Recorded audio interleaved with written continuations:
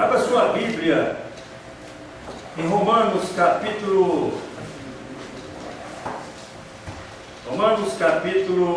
7,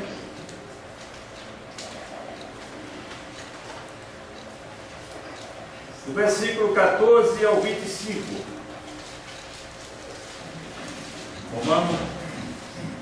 Romanos, cartas aos Romanos, capítulo 7, do versículo 14 ao 25.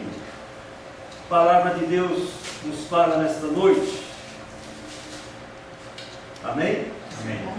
Porque bem sabemos que a lei é espiritual. Eu, todavia, sou carnal, vendido à escravidão do pecado, porque nem mesmo compreendo o meu próprio modo de agir, pois não faço o que prefiro, e sim o que detesto. Ora, se faço o que não quero, consinto com a lei, que é boa. Neste caso, quem faz isto já não sou eu, mas o pecado que habita em mim, porque eu sei que em mim, isto é, na minha carne, não habita bem nenhum, pois o querer, o bem está em mim, não porém o efetuá-lo, porque não faço o bem que prefiro, mas o mal que não quero, esse faço. Mas se eu faço o que não quero, já não sou eu quem faz, e sim o pecado que habita em mim. Então, ao querer fazer o bem, encontro a lei de que o mal reside em mim, porque no tocante ao homem interior, tenho prazer na lei de Deus, mas vejo nos meus membros outra lei que, guerreando contra a lei da minha mente, me faz prisioneiro da lei do pecado que está nos meus membros. Desventurado homem que sou, quem me livrará do corpo desta morte? Graças a Deus por Jesus Cristo, nosso Senhor, de maneira que eu, de mim mesmo, com a mente, sou escravo da lei de Deus, mas, segundo a carne, da lei do pecado. Senhor Deus, nosso Pai, lemos, Senhor Deus, essa passagem bíblica em Romanos, capítulo 7, versículo 14 ao 25. Que a Tua graça e misericórdia, Senhor Deus, seja comigo nesse instante. Usa-me como instrumento da Tua obra, que não seja eu que fale, mas o Espírito Santo de Deus ao meu coração e ao coração dos nossos irmãos. Dirige, Senhor Deus, a minha fala, a minha mente e meu coração, para que eu possa ser útil, Senhor Deus, à Tua obra, em nome de Jesus. O desejo de Paulo não era ficar livre do corpo. Quem lê essa passagem dá a entender que Paulo queria suicidar-se, porque ele renegava toda a ação do pecado sobre o corpo dele. Então, como se a existência material em si mesma fosse maligna. Então, essa ação do pecado em cima dele, em cima de nós, atualmente, isso faz com que a gente lembra do cactus, né? O cactus, ele dá frutos, ele dá flores, mas ele é cheio de espinhos. Como é que o espinho convive com a flor que nasce no meio do cacto?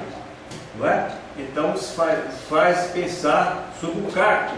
Então, em vez disso, ele ansiava pela libertação em Cristo, e que resultaria definitivamente no corpo glorioso ressurreto.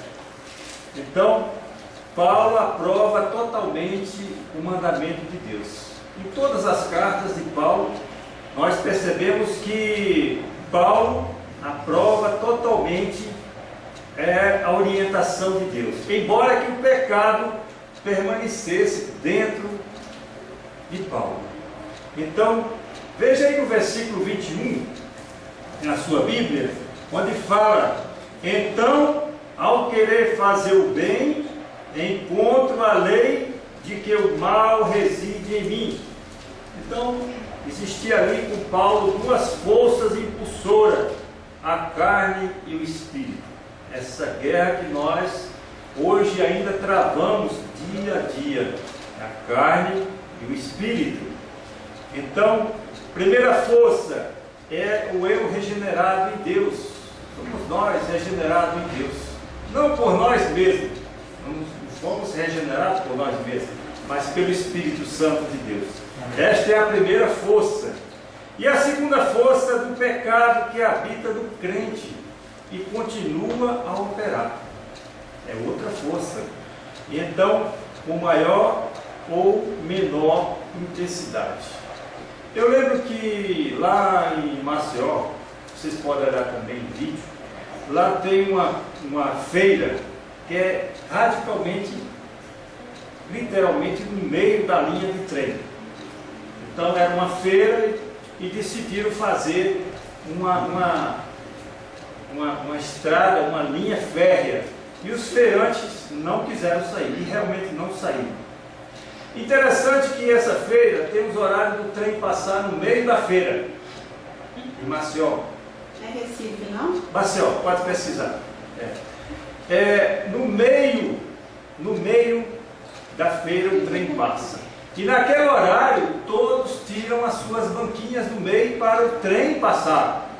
Isso é sagrado, já virou uma cultura. Todo mundo afasta. O trem passou, todos os feirantes voltam com as suas banquinhas. Imaginemos que um dos feirantes fala assim: eu não vou, hoje eu estou cansado de tirar minha banquinha. Há muitos anos que eu tiro minha banquinha para esse trem passar, mas hoje eu não quero tirar essa banquinha. O que é que aconteceria com essa banquinha juntamente com esse feirante?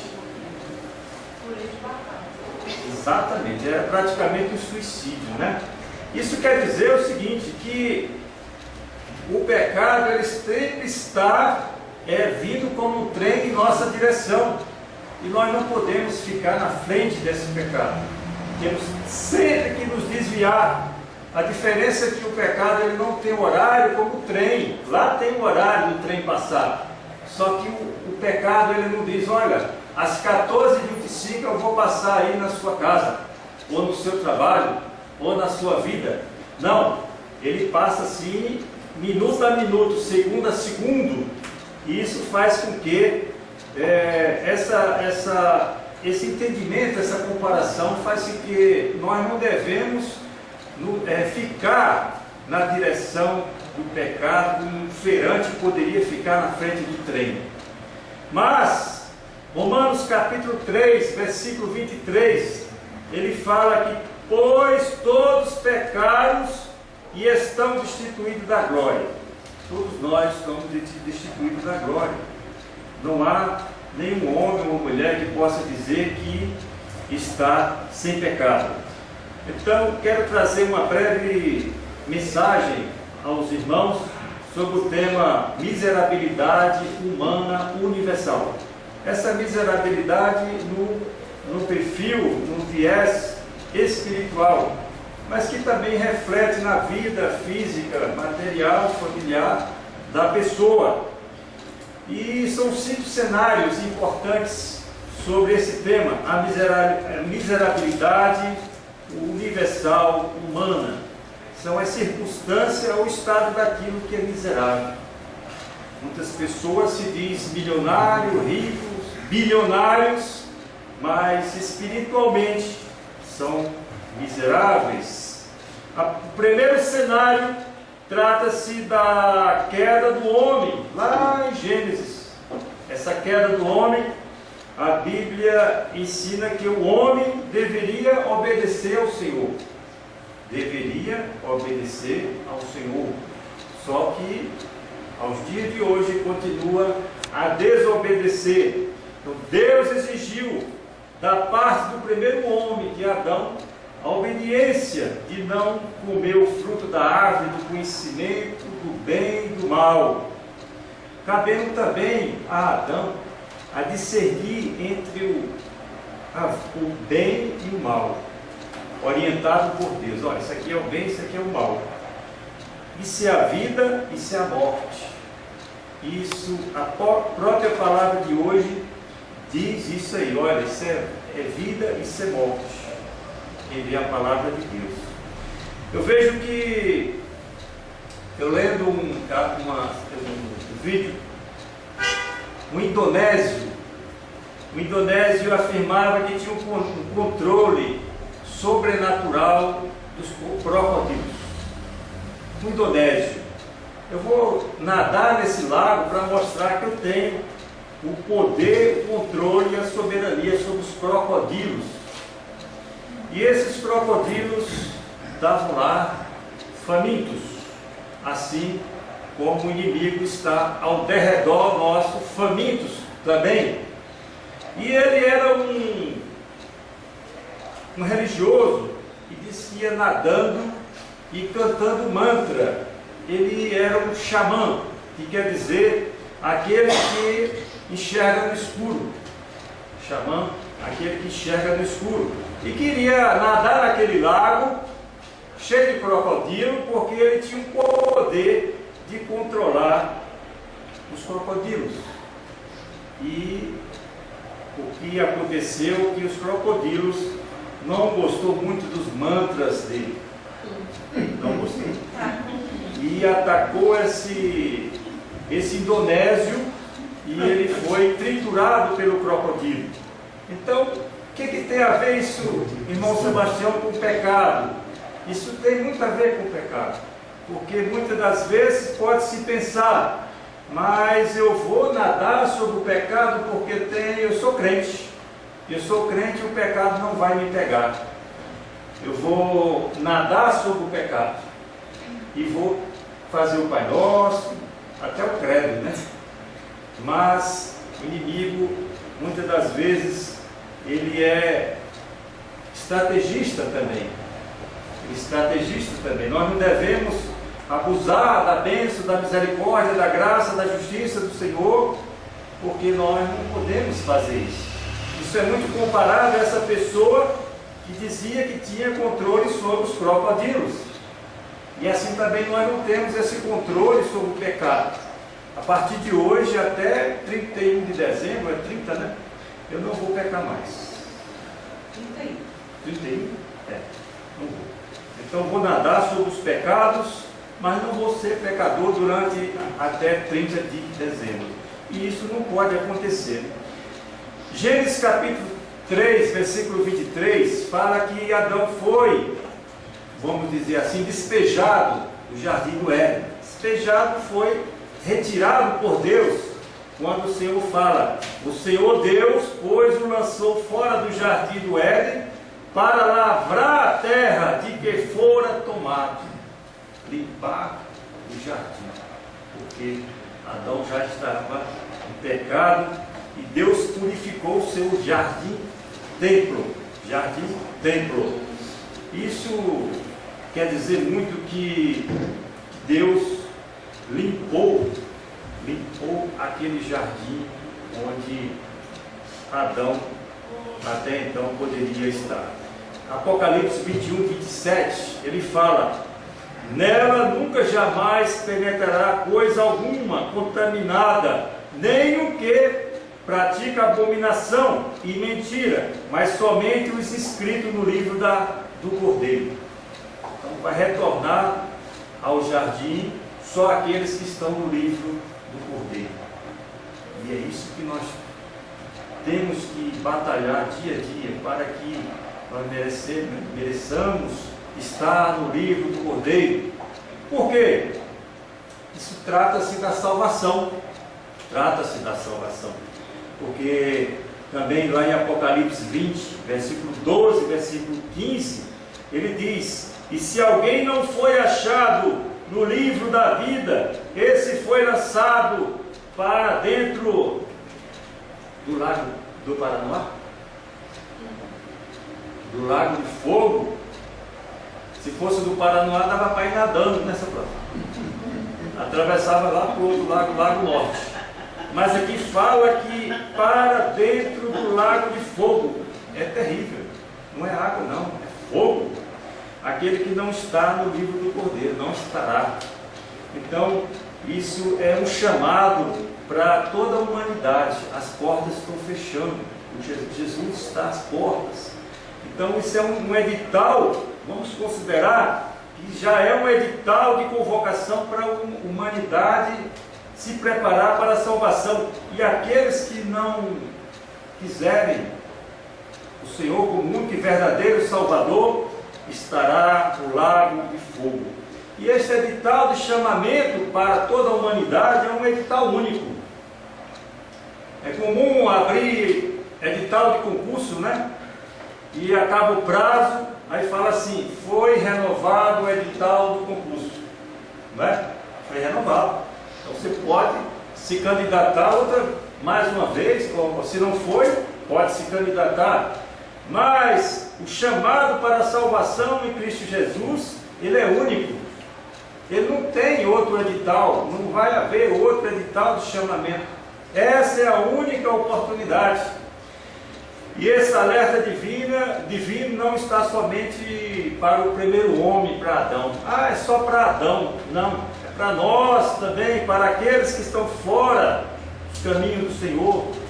Mas todos que nasceram dele, chegando até os nossos dias. Então, desde Adão até os nossos dias, esse edital está aberto para que seja contemplado com a salvação na vontade do Senhor. Tal foi o infortúnio de Adão, assim também é o nosso. Então, esse mesmo pecado de Adão, esse infortúnio, também respingou em nossas vidas. Essa mancha, essa cicatriz, está lá em Romanos capítulo 5, versículo 12, quando ele fala, passou a todos os homens, porque todos pecaram. É um efeito dominó desde Adão até os dias de hoje. Seria uma fila de dominó enorme, né? Mas um efeito dominó. Então, e se todos pecarem, qual é a situação? Como é que o homem vai sair dessa situação? Então, a importância do homem buscar o arrependimento. É importante que haja obediência ao Senhor, obediência, que haja uma restauração espiritual. E uma restauração espiritual exige um pouco de dor, né? Quando bate um carro, está todo amassado, e aquele lanterneiro vai usar marretas, ferramentas pesadas, para que aquela lataria volte ao seu estado original. E nessa reestruturação, muitos pensam que Deus está perseguindo a pessoa. Ué, eu aceitei Jesus e a coisa ficou pior, né? Já ouviram isso? Né? Aceitei Jesus, mas agora ficou mais difícil. Eu pensava que ia ficar um mar de rosas. Mas é porque Deus está fazendo uma reestruturação. A lataria espiritual da pessoa estava toda amassada. Para reestruturar é preciso fazer esse procedimento. Então, quando eu estava com esse problema no nariz, o médico falou, eu vou cauterizar. Aí colocou um ferro quente lá dentro. Eu poderia dizer, olha, eu não vou cauterizar mais. Mas e aí? Eu ia ficar sangrando o nariz? Tinha que aceitar essa cauterização, esse ferro dentro do nariz, para que hoje eu estivesse aqui bem, graças a Deus, trazendo a palavra de Deus. Então é necessário que essas cauterizações de Deus sejam aceitadas, e muitos não querem ser consertados, restaurados, reformados. Então é necessário também que se examine as Escrituras. Examine as Escrituras. Em 1 Coríntios 11, 28 fala, examine-se, pois, o homem a si mesmo, e a si mesmo coma deste pão e beba deste cálice. Só na Santa Ceia. vamos ter a Santa Ceia próximo domingo, né? Então não é usado só na Santa Ceia. Esse examine-se, pois, o homem a si mesmo. É um exame diário, minuto a minuto. Não só na Santa Ceia. Eu só vou agora fazer um exame de mim mesmo só em novembro. Depois de novembro eu faço um outro exame de mim mesmo em dezembro, porque a cada exame tem uma Santa Ceia. Esse exame, examine-se, pois, o homem a si mesmo, ele é diário. Ele é minuto a minuto, segundo a segundo. O segundo cenário trata-se do processo de afastamento de Deus. Esse cenário trata-se de pessoas que se afastam de Deus por qualquer coisa, qualquer situação, tem um procedimento de distanciamento de Deus. A bênção mais preciosa que podíamos ter era a presença de Deus com todas as criaturas. Seria muito bom que todas as criaturas tivessem a presença de Deus. Mas o planeta Terra está com milhares e milhares de religiões, de doutrinas, de outros entendimentos diferentes. Então, que bom que seria. Mas nem isso conseguiu o homem preservar, essa unidade só no Deus único e verdadeiro. Hoje são milhares de deuses. Ele está afastado por causa do pecado. E pecado é a quebra da lei de Deus. Milhares e milhares e milhões quebra diariamente a lei de Deus. Por força própria, o homem não pode se aproximar de Deus. O homem não tem essa capacidade de se aproximar de Deus, porque existe um imenso abismo separando do Criador. E esse imenso abismo é a pecaminosidade.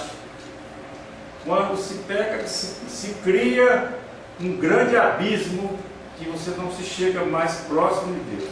Cada pecado vai se distanciando, vai abrindo uma cratera enorme. E para você restaurar isso, vai ter que ter muitos caminhões de areia para poder se chegar de novo a Deus. Então, o que é que ocorre? Pergunto, qual o melhor lugar de estar? Distante. Se fosse perguntar a cada um dos irmãos, cite 3 lugares que você gostaria de estar. Eu creio que muitos já pensaram. Praia, viagem, né? Uma casa boa, viajar para outro país. Mas será que dentro desses pedidos está a igreja, a casa do Senhor? O salmista, no Salmo 84, versículo 10, ele fala: melhor é um dia nos teus átrios do que 1000 no outro lugar. Prefiro ficar à porta da casa do meu Deus a habitar nas tendas dos ímpios. Então ele quer dizer que se você tiver 1000 lugares terrenos, não se equipara a estar na casa do Senhor. 1000 lugares. E isso quer dizer que o salmista ele expressa a sua intensidade, o seu desejo de ficar na casa do Senhor. E esse mesmo sentimento nós devemos ter também de estar na casa do Senhor. Então, sobre o pecado, diz o seguinte, um comentarista econômico, ele falou algo que me tocou, assim, me deixou pensativo. E eu creio que os irmãos também vai ficar pensativo. Quando estamos no fundo do poço, ele está falando em termos econômicos, dinheiro, mas eu faço uma versão em pecado. Quando estamos no fundo do poço, devemos parar de cavar. Quando estamos pecando, devemos parar de cavar mais pecados, porque já está no fundo do poço. Vamos cavar mais? Então cada escavação você vai se aprofundando mais e vai sumindo. Quando eu era pequeno eu falava assim, eu não posso cavar o buraco muito fundo não, porque eu vou chegar no Japão, né? Não sei se vocês quando eram pequenos era assim. Não posso cavar muito não, porque chega lá no Japão. E lá tem muito japonês lá no buraco, lá embaixo. Era pequeno assim. Então, o que é que ocorre? E essa comparação faz com que nós devemos parar de cavar. Seja financeiro também, né? Cartão de crédito, vamos parar de cavar, vamos parar de comprar. Então, estar na casa do Senhor, Deus, tem muitos significados. O salmista. E esse significado quer dizer: Senhor Deus, eu quero reconhecer que eu sou um pecador. Estou na casa do Senhor que quero me arrepender, quero te adorar, quero te louvar, quero te obedecer. Eu quero ser um vaso novo. Eu quero ser, Senhor amado, como um vaso nas mãos do oleiro. Mas Senhor, não me quebra. Me faz um vaso novo, mas não quebra. E esse processo é o que acontece dia a dia nas igrejas, na vida dos crentes, que se dizem crentes, quando o Senhor vai fazer esse processo de quebra de vaso novo. Me faça um vaso novo, mas não me quebre, porque é dor. E para fazer um vaso novo, é necessário quebrar, para se fazer um novo desenho, um novo acabamento. Isso faz com que nós devemos pensar firmemente sobre esse vaso novo. Que Deus quer que o Senhor dirija a minha vida, né? Uma oração normal, e se fala assim: Senhor, dirija a minha vida. Mas muitos têm umas restrições para com Deus. Dirija a minha vida. O Senhor vai só acelerar. Eu vou dirigir. Eu vou para onde eu quero. O Senhor só vai acelerar. Isso aí está pedindo para Deus para que dirija a sua vida parcialmente, porque o volante, você quer ficar com o volante, só quer que Deus acelera. Vamos acelerar, Senhor, que eu estou aqui no volante. Eu vou para onde eu quero. Acelera. E o Senhor não vai fazer isso. O volante é do Senhor. O comando é do Senhor de nossas vidas. A aceleração é do Senhor. Se nós queremos que o Senhor faça esse processo de dirigir nossas vidas. Também está na igreja, trata-se da remissão dos pecados. A remissão dos pecados quer dizer absolvição. É a declaração de perdão divino dos pecados confessados. Está lá no credo apostólico. Essa remissão dos pecados, na oração que você faz do credo apostólico. Terceiro cenário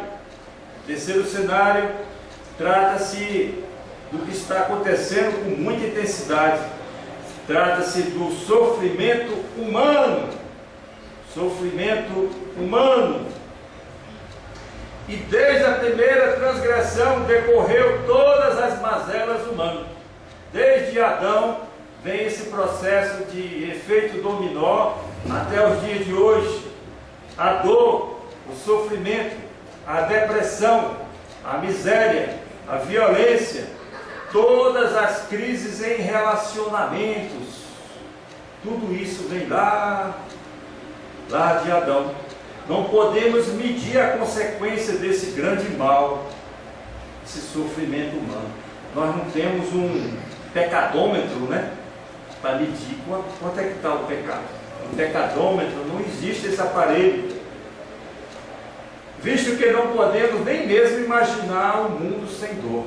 Já imaginaram o planeta Terra sem dor? Olha, o planeta Terra não tem dor. É um planeta que é uma maravilha. Ninguém sofre, ninguém tem dor, ninguém tem doença, ninguém tem problema financeiro. Então, visto que nem podemos imaginar o planeta Terra sem dor. Então, são furacões e furacões em nossas vidas diárias, furacões e terremotos, abalando esses furacões espirituais que eu falo, que existem os furacões lá nos Estados Unidos, no México, mas esse furacão que eu falo chama-se o furacão espiritual, que abala a nossa fé. Furacão, terremoto que abala a esperança, a nossa estrutura espiritual, abala a confiança em Deus e abala toda a estrutura do crente. Eclesiastes 8, versículo 5, ele fala: quem obedece às suas ordens não sofrerá mal, pois o coração sábio saberá a hora e a maneira certa de agir. Muitas vezes está se tomando decisões sem pedir uma orientação de Deus. É qualquer hora, qualquer maneira de agir. Isso lembra Davi. Davi não saía para guerrear de qualquer forma. Hoje eu amanheci bem, hoje eu vou guerrear, né? Um café reforçado, cuscuz, pode ser um cuscuz forte, né? Hoje não sei se tinha cuscuz naquela época, mas tinha milho, né? Mas assim, ele não podia tomar uma decisão de guerrear sem falar com Deus. E muitas situações Deus falou: não vai não, porque ao dia de hoje a gente poderia, não vai não, que é fria, Davi. E Davi não ia. Então, tudo isso é a hora e a maneira de agir. Eu creio que nós devemos contactar com Deus para saber se é a hora e o dia e a maneira de agir. Porque a humanidade se queixa frequentemente. Por que a humanidade murmura tanto? Uma boa pergunta, né? Por que a humanidade murmura, reclama, seja da área econômica, familiar, todas as áreas da sociedade têm reclamação. Você liga vou falar uma palavra aqui das antigas, liga o Repórter. Todos conhecem esse nome? Você liga o Repórter há 40, 50 anos, um programa, né? Tinha um programa, o irmão Cláudio lembra, o Repórter. A ESSO patrocinava os repórteres do país todo, depois acabou. Mas você liga hoje qualquer canal de televisão, seja fechado ou aberto, é só reclamação do governo, da chuva porque não vem, do sol, só reclamação. E isso faz com que nós devemos meditar lá em Lamentações, capítulo 3, versículo 39, quando ele fala: de que se queixa o homem vivente? Está perguntando: de que se queixa o homem vivente? Queixe-se de cada um dos seus pecados. Olha só, cada um se queixa dos seus pecados. E aí ele fala: se os nossos delitos e pecados merecíamos pena de morte, pelos nossos pecados nós deveríamos estarmos mortos. E aí fala: por que se queixa então da pena que cumpre? Nós somos pecadores, somos devedores, porque estamos sempre em débito com o Senhor. E por que nós queixamos da pena que nós estamos cumprindo, de tribulações, de problemas? Porque nós deveríamos estar mortos, estarmos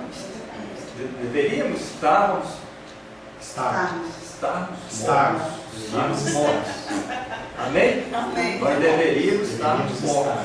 Então, se nós deveríamos estarmos mortos, e nós estamos vivos, graças a Deus, nós não devemos reclamar. Mas mesmo reclamando aqui, 2 Coríntios 1,4, nós temos o apoio divino para nós nos acalmarmos e levarmos uma vida e voltamos para o Senhor. Ele nos conforta em todas as nossas tribulações, mesmo em débito com o Senhor. Nós estamos todos em débito, somos pecadores. Então, o homem busca paz, segurança e menos sofrimento. É do homem mesmo. Eu quero paz, eu quero segurança e menos sofrimento. Então imaginemos que você vai alugar uma casa e o corretor fala: olha, essa mansão é R$500. Tá bom o preço? R$500 uma mansão. 5 quartos, 5 suítes, primeiro andar. E aí você fala assim: olha que maravilha, não precisa fiador. Não precisa fiador não. E aí a pessoa desconfiada pergunta: mas o corretor, como é que é aqui à noite? Né? Casa tão boa, barata. Ah, não se preocupe. Aqui tem umas coisinhas simples, mas é tranquilo. Só uns tiroteios aqui na frente, um ponto de droga à noite. O pessoal dá uns cavalos de pau aqui na frente da casa. E de vez em quando arromba as casas, arromba e leva as coisas. É um inferno, né? É umas coisinhas assim, sabe? E a pessoa realmente está barato, mas a pessoa quer o quê? Paz, segurança e menos sofrimento. Será que ele vai alugar essa casa por R$500? Ele gostou da casa, mas o corretor falou uma realidade que vai acontecer à noite. Ele não vai querer, porque é do ser humano. 1 Tessalonicenses 5,3 fala: quando andarem dizendo paz e segurança, eis que lhes sobrevirá repentina destruição. Então, o anticristo é a obra-prima de Satanás. Satanás tem uma obra-prima, e essa obra-prima chama-se anticristo, o filho da perdição, o homem da iniquidade, mas também o negociador brilhante. Chegará dias e vai acabar as guerras, todos terão muito dinheiro no bolso, uma vida farta com tudo, porque virá a ação do anticristo que já está presente. Mateus 24 diz sobre os últimos dias: pois aparecerão falsos cristos, falsos profetas, que realizarão grandes sinais e maravilhas para, se possível, enganar os próprios eleitos, né? E isso já está acontecendo. Pessoas que estão nas igrejas, que maravilha, sinais de maravilhas. E isso é bíblico, está em Mateus 24. Muitos estão sendo enganados, se possível enganar os eleitos, porque a coisa é tão bem feita, tão preparada estrategicamente pelo negociador brilhante, pelo anticristo, pelo espírito maligno, que enfeitiça, que adormece a mente dos crentes que estão mundo afora, e está sendo alertado. Então é necessário que se busque a verdadeira água viva. Essa água viva, em muitos lugares estão sendo consumida, contaminada por muitos e milhares. Quarto cenário: incapacidade espiritual e cegueira espiritual. Satanás é o autor da cegueira espiritual. Satanás, ele é o autor. Lá no jardim do Éden, Satanás prometeu o quê? Aos nossos primeiros pais: abrir os olhos deles para que se fizesse o que lhe dizia. Fizesse o que se dizia. Então, lá no jardim do Éden, está aqui, ele foi cego espiritualmente. Essa incapacidade impede a comunicação com o Criador. Então, muitos não ouvem a comunicação com Deus porque estão cegos, estão incapacitados espiritualmente, não ouvem o que o Senhor está falando, está bloqueado sua mente, seu coração. E aí, visto que lá em João capítulo 4, versículo 26, fala que Deus é Espírito, importa que todos os adoradores adorem Espírito e verdade. É necessário que se adore em Espírito e verdade. Então, o Espírito Santo, ele é o autor da visão espiritual. Se você precisa de visão espiritual, peça ao Espírito Santo em oração.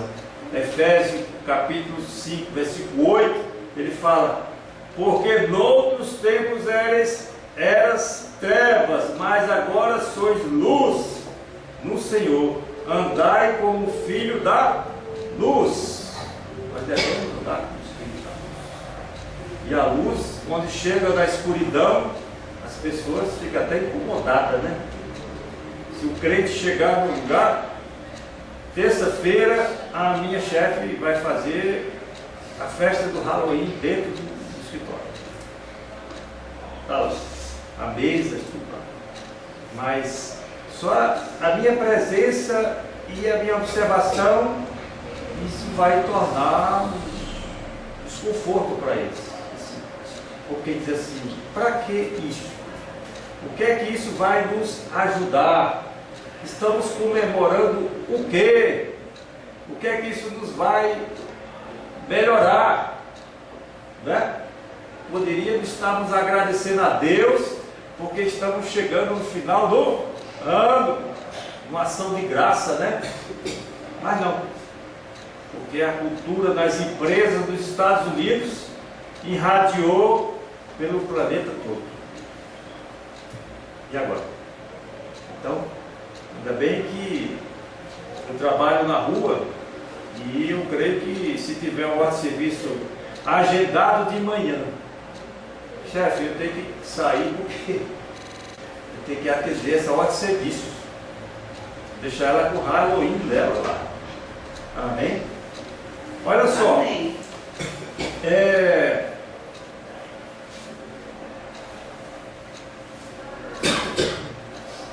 Onde se situa-se essa incapacidade? Essa incapacidade não se situa-se numa pessoa deficiente. Ah, irmão, eu estou deficiente espiritual. Mas por quê? Ah, eu estou sem o braço. Estou faltando o braço esquerdo. Essa incapacidade, essa cegueira espiritual não é física. Pode faltar os dois braços, duas pernas, não tem problema. Mas essa incapacidade, ela é espiritual, não é física.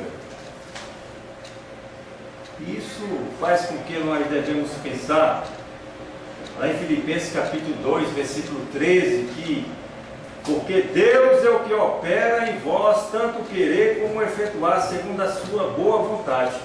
É Deus que opera tudo aquilo que Ele quer na sua vida. E muitas das vezes pedimos coisas para o Senhor e Ele, muitas das vezes, não dá, porque é Ele que opera. Pois Ele, sendo o Senhor em nossas vidas, é quem opera, monitora, transforma, nos dá graça e misericórdia, age com justiça, tudo vem dele. Nós não podemos comandar a Deus, é Deus que deve nos comandar, nos dirigir.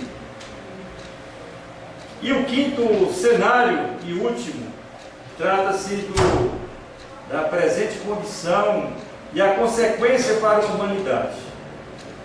Qual é a consequência para a humanidade disso tudo? Tal condição coloca o homem em estado crítico. Nós estamos, como seres humanos, em estado crítico, porque sozinho não se pode salvar, não se pode contemplar o que é espiritual sem a ação do Espírito Santo de Deus. Sozinho nós não podemos. Tem pessoas que congregam dentro de casa. Ah, irmão, eu não vou para a igreja não. Eu congrego dentro da minha casa. Tenho Bíblia, tenho tudo. O que a igreja tem, eu tenho em casa. Mas é a mesma coisa?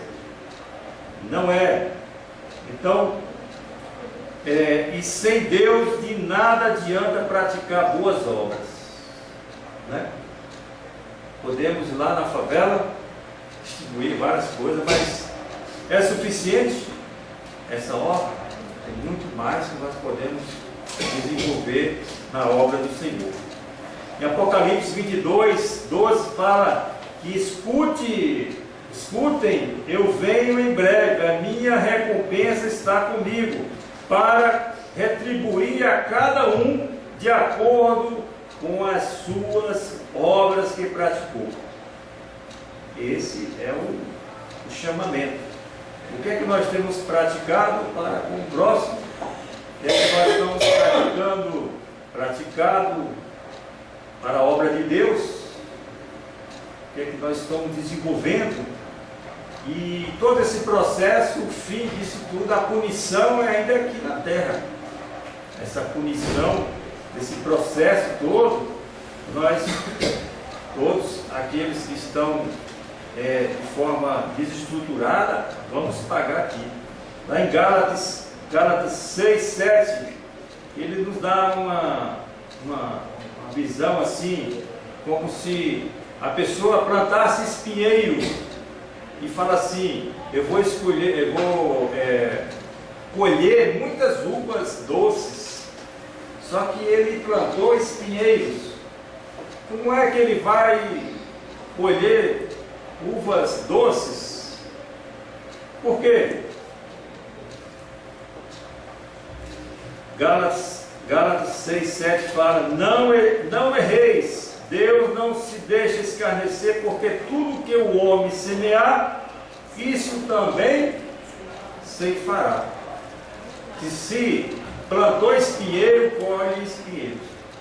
Se plantou uva doce, vai colher uva doce. Então, o Senhor é a nossa luz, Ele dirige as nossas vidas. Então, João, capítulo 8, versículo 2, ele fala sobre a luz. Eu sou a luz do mundo, quem me segue nunca andará em trevas, mas terá a luz da vida. João fala. Então, essa luz não é física, é a luz divina, uma luz espiritual. Então, a salvação está nas mãos de Deus. A salvação está na mão de Deus. Não há como o homem inventar nada fora desse contexto divino. E agora está na moda as pessoas dizer: olha, mas você tem que se reinventar. Você tem que se reinventar para dar certo. Mas reinventar como? Só fisicamente? Só buscando formas humanas? Então, é como se fosse uma joia sem valor, é como se fosse uma árvore sem fruto. Esse reinventar passamos pelo Nicodemos, é preciso nascer de novo. Ah, você quer se reinventar? Então, segue que a história de Nicodemos, é preciso você nascer de novo. Aí sim, é reinventar-se para os caminhos do Senhor. Então, quero encerrar, concluir dizendo que o pecado humano é algo tão grave que fez com que o Filho de Deus, para nos salvar, tivesse de experimentar o maior sofrimento. E esse sofrimento foi a morte de cruz no Calvário. Esse pecado humano foi tão grave que fez com que o Pai mandasse o seu Filho para que viesse à terra em carne, encarnado. Então o sofrimento deve produzir em nós um maior senso de dependência do Senhor. Quanto mais sofrimento, nós devemos nos chegar mais ao Senhor, nos aproximar mais do Senhor. Então, na consumação de todas as coisas, Deus haverá de enxugar os nossos olhos, as nossas lágrimas. Tudo isso na consumação. O sofrimento conduz o crente a palmilhar. O que quer dizer palmilhar? Palmilhar quer dizer percorrer em direção para a humildade. Nós devemos ser humildes. O mesmo tempo em que se refugia muitos corações terríveis para o cultivo da soberba. Mesmo dentro da igreja há muitos soberbas. Então, o sofrimento pode se transformar num poderoso meio que Deus utiliza para nos levar os filhos ao arrependimento, à confissão, ao abandono do pecado. É isso que a mensagem de hoje traz. Nós aprendemos, eu aprendi, eu creio que muitos aprenderam, que a queda de Adão e Eva ainda permanece nos dias de hoje. Que o afastamento de Deus existe por causa do imenso abismo que chama-se pecaminosidade. Existe o sofrimento humano pelos nossos delitos. Nós deveríamos estar mortos, não devemos reclamar, porque Deus nos deixou vivos e nos conforta em nossas tribulações. Sobre a cegueira espiritual, Satanás é o autor da cegueira espiritual. Que Deus, nesse instante, possa abrir os olhos daqueles que estão cegos, tanto nessa igreja, como fora da igreja, em várias igrejas pelo mundo afora.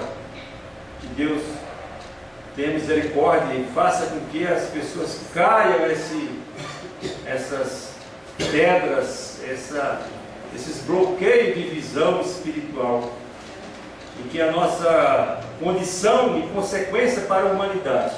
Quero dizer que em Mateus 22, 29 fala: Jesus, porém, respondendo, lhe disse: errais, não conhecendo as Escrituras, nem o poder de Deus.